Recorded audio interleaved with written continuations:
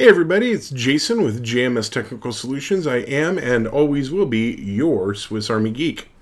What I wanted to talk about today is buying strategy. And I'm not going to go into specific products. This is not a video about any one item.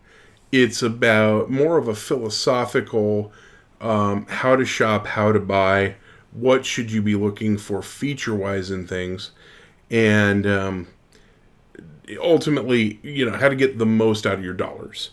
So what I want to talk about is a general discussion about what kind of tech to invest in.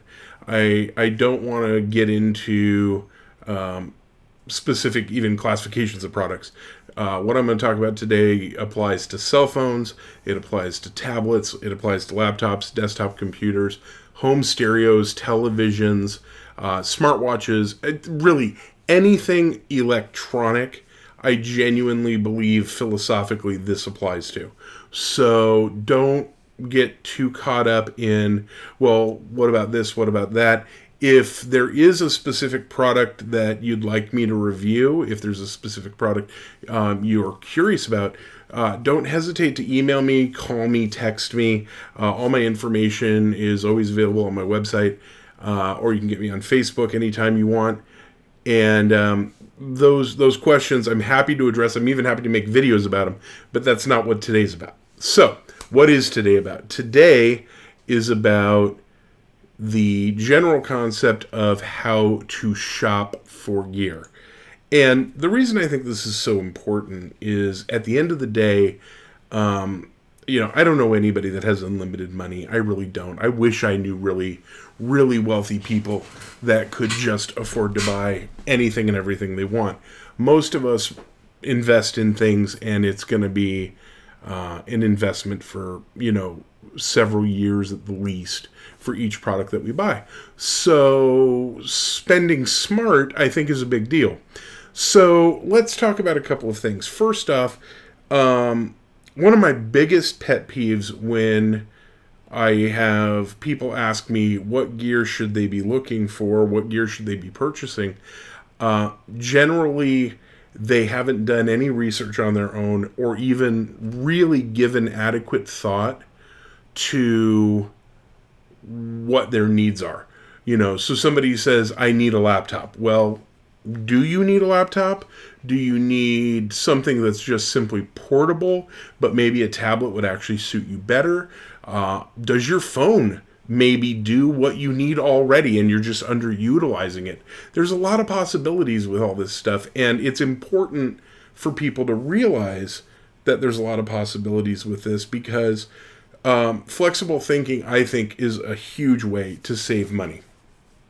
So, number one, I think everyone should, before they buy anything, talk about what are they looking for in the purchase. In other words, you want a bigger TV. Okay, you want a bigger TV. Do you need a 4K TV? Now, granted, 4K is becoming kind of a standard now, so if you want a really big TV, you're probably getting a 4K anyway. But if that's not a mandatory feature, maybe you can save some money and get a standard HD TV and save a few bucks, or maybe you can get a used one. I'm a huge fan of buying used quality products. I don't like buying used cheap things, and I certainly don't like buying used stuff where I don't know where it's coming from or who had it last, how it was treated. I want to see the stuff, I want to play with it, and then assuming everything goes well with the testing, I love buying used stuff. I think most people invest in things they don't really know how to use, and you can get a lot of great stuff in the aftermarket very, very cheap. So, what are your needs? You want a bigger TV. Okay, how big? Did you measure to see how big of a TV, number one, that you can fit in your space, but also how big is practical? And when I talk about that, one of the big things that people don't realize is if you're in a relatively small environment and you get a really big TV, your field of view may be smaller than the TV you buy, at which point it would be a waste. It would be a waste of money to get this larger screen. So that's an important thing. Figure out what your specific needs are. How important is quality of sound? Some people have a sound bar, some people have a stereo system. So maybe the sound doesn't matter at all. Other people, the sound's going to be critical. The sound's going to be very, very important to them. So you're going to need to, when you go to a store, really test that. Turn the TV's volume up, see what it sounds like. Hopefully you can get it in an isolated enough way to figure that out. Or maybe no TV is going to have the sound that you're looking for, and part of your investment needs to be a soundbar, and that needs to be built into your buying strategy. That needs to be part of your budget. So research, huge thing, and understanding what different devices do is a huge thing. So, for example, my comment earlier about a laptop versus a tablet. If you are somebody who is sending multiple emails a day, it probably makes sense for you to buy a full-blown laptop. If you're somebody who's sending a couple emails a weekend, but really most of what you do is internet surfing and media consumption, be it via watching videos, looking at websites, or even reading, maybe a tablet makes more sense. Tablets are lighter, they're more portable. Some of them are less expensive. That's not necessarily always true. But no matter what the situation, a tablet may be more suitable, and you can always put a keyboard and a mouse on a tablet to emulate the functionality of a full computer. So again, that may be a practical choice. And the good thing with tablets is they are lighter weight. They tend to have really decent battery lives if you get a quality unit. And they're great for doing things like if you wanted to read digital newspaper, digital magazine, digital books, all fantastic on tablets. Watching movies is a great experience on a tablet, and they're more portable. They're easier to carry with you. Typically, there are very lightweight laptops out there, but they tend to be very pricey. So, what else is a good discussion to have about learning what you're looking for? If it was a smartwatch, a good preparation would be, how large of a face do you want? If you're a really big guy, a small-faced watch is going to look a little weird on you. Not to say that it won't be functional, but it may not be cosmetically appealing. So you need to know how big of a watch you want. You need to know what features you want. You need to know what other devices your smartwatch is going to play well with. In other words, if you're an iPhone user, you're going to get an Apple Watch. That's really the way to go. You may get the cheaper Apple Watch. You may not need the highest end one, but you're probably going to get an Apple Watch because their products work really well together. If you have an Android, you have a lot more choices, but if you're a Samsung user, for example, buying a Samsung watch still has some advantages. If those advantages will be meaningful to you, that's the way to go. So knowing what features things have and knowing what needs you have really narrows your shopping down quite a bit. All right, so let's talk about the second thing, which is the decision to purchase as what I would call an early adopter. Something new comes out and you buy it within the first week that it comes out. A lot of people do this with game consoles. For example, people wait in line for the PlayStation 5 or when the Nintendo Switch dropped. Literally every game system, when it debuts, this is a thing. And but it's also true of certain tablets. It's true of certain computers. A lot of Apple products, people will wait outside of an Apple store for hours, if not sometimes they camp out, as I understand it. I think I've seen videos of that at Apple stores before. And that's, people want to be on the cutting edge. I understand.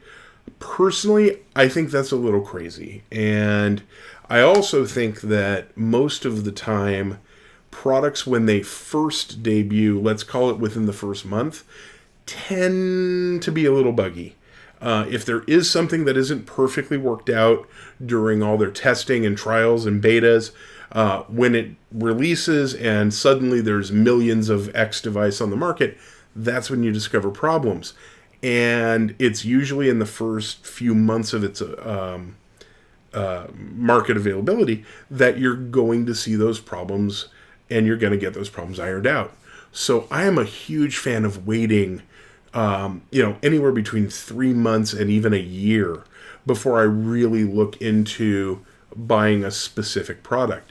And the reasons for that are a couple things. One, yes, the bugs get ironed out, and that's great. I mean, you want that. But also, prices go down shockingly fast on stuff.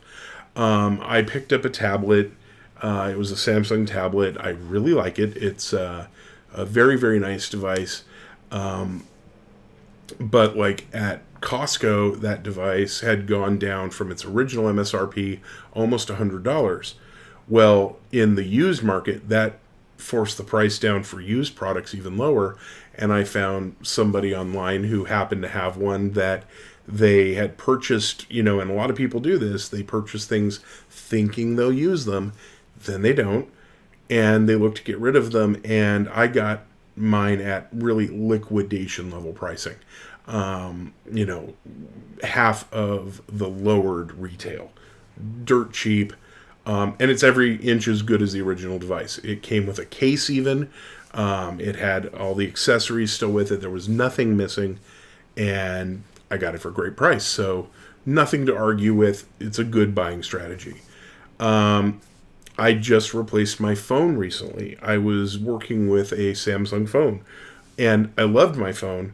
But the battery started to go out. And when I did, the cost analytics and everything, it really became apparent that I was better off getting a different, newer phone than to have the battery replaced, because the replacement for the battery was about $200.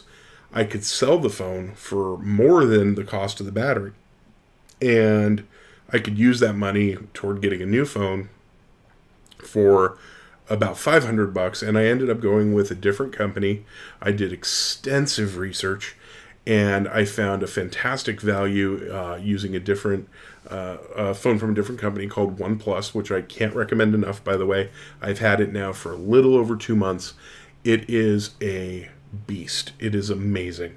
And I will actually probably do a product review on it, even though it's not a new phone, because I think if you find one of these in the used market, you're going to get a hell of a quality phone. And I got to say, I'm out of the habit now of buying phones from the service provider as a lease, or even as a, pay to own 24 installment kind of a deal.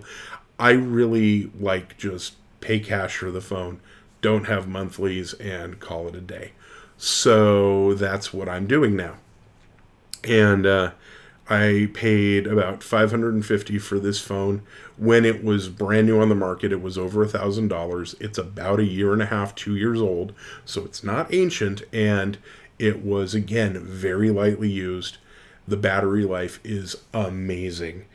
And you have to test that. You have to make sure that you got a battery that's good, or you have to be ready to replace the battery. But I'm super thrilled with what I got out of it.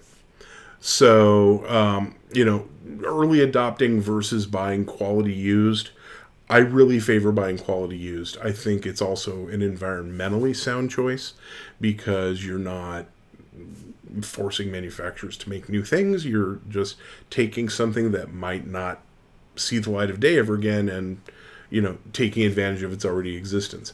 I feel that way about cars too, by the way. I am a big believer that if you really want to be ecologically friendly, get a quality used vehicle instead of spending huge money on things like hybrids and electric cars. Eventually those will be the standard anyway, and you will get those. But for right now, a quality used vehicle, instead of buying something where the manufacturing produced more pollutants than potentially the car will produce in its lifetime. Very wise, sound, ecologically responsible choice. So anyway, what else? So we talked about research. We talked about adoption strategy in terms of, do you look at the thing on the cutting edge or do you look at the thing that's maybe a little bit older? The next thing I think that it's really important to think about is where are you going to go to test this product, to view this product. And my advice is this: do not go to a store that does not have the product you're looking for on display. There's a number of times that I've gone to stores and it'll be, behind glass. You can't touch it. You can't manipulate it. You can't play with it at all. That makes it really hard to make a good choice. And if you are forced to do that, there are certain things that it's just very hard to find a testable model, especially if it's a lower cost item, like a Bluetooth set of headphones. You're not gonna usually be able to get a test set of those to mess with. But if you buy them, make sure you've got a good return policy, and don't be afraid to use it. Don't be afraid to say, this didn't do what I wanted it to do, I'm taking it back. Stores are gonna adhere to their policy. It's gonna be fine. Cost strategy. I always believe that if you can shoot for the middle, you're better off than if you buy the highest end product or the lowest end product.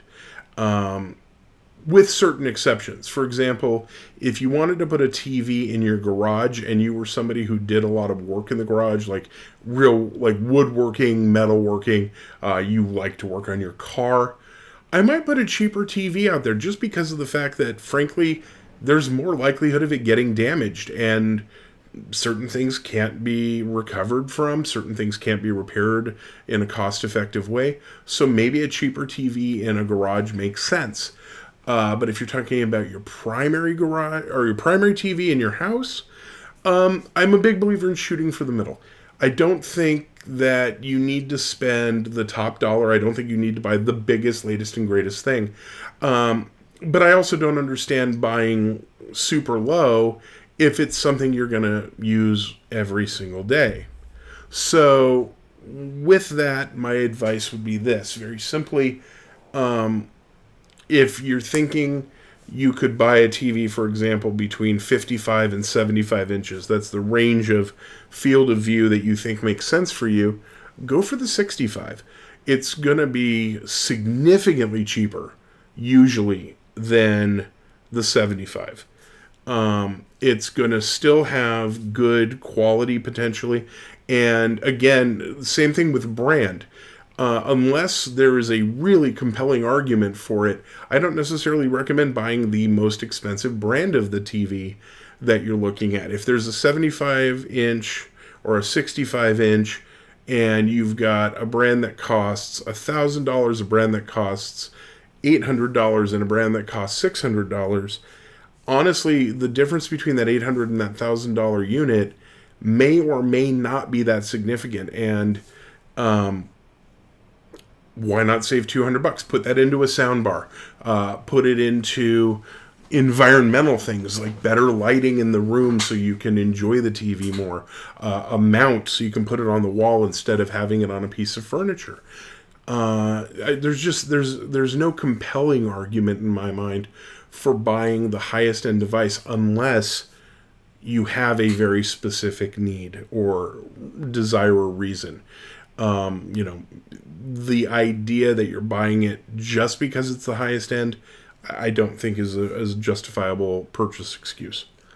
But if you have the money to spend it. I mean, again, it's always your money. Do whatever you think is right.